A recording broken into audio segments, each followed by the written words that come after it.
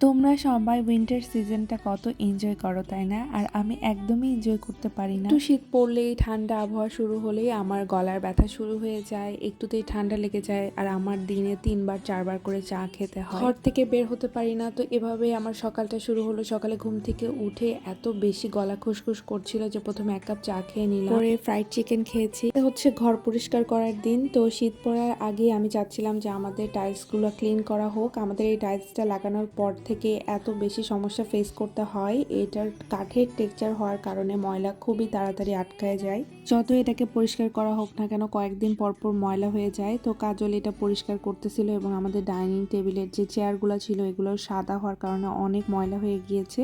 তো তারপর আমি লাঞ্চ করে নিব। আজকে খালা রান্না করেছে হচ্ছে ছোট মাছের পুরপুরি আর মুরগির মাংস, তার সাথে সিম আলু ভাজি।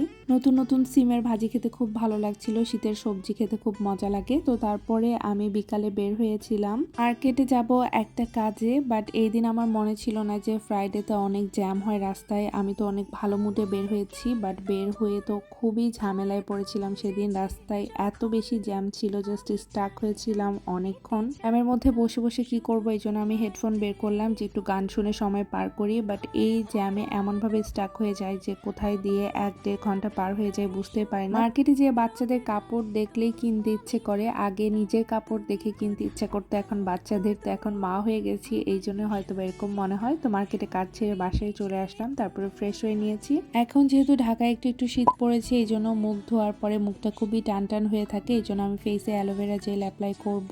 আর নিউ মার্কেট থেকে দেখিয়েছিলাম যে এই কিউট হেয়ার ব্যান্ডটা কিনেছি। তো এটা আমি স্কিন কেয়ার করার জন্যই নিয়েছি, বা যখন কোনো মেকআপ করব তখন ইউজ করার জন্য। তো এটা পরে আমার নিজেকে অনেক কিউট কিউট লাগতেছিল। তারপর হচ্ছে পার্সেল করে ফেললাম। দেন আমি জাইবাকে একটু সময় দিচ্ছিলাম, যেহেতু আমি অনেকক্ষণ সময় বাইরে ছিলাম। আমার বাচ্চাটা কিছুই বলে নাই, অনেক ভালো বাচ্চা আমার, মাশাআল্লাহ। ও একা একা বাসায় ছিল, খেলাধুলা করতেছিল।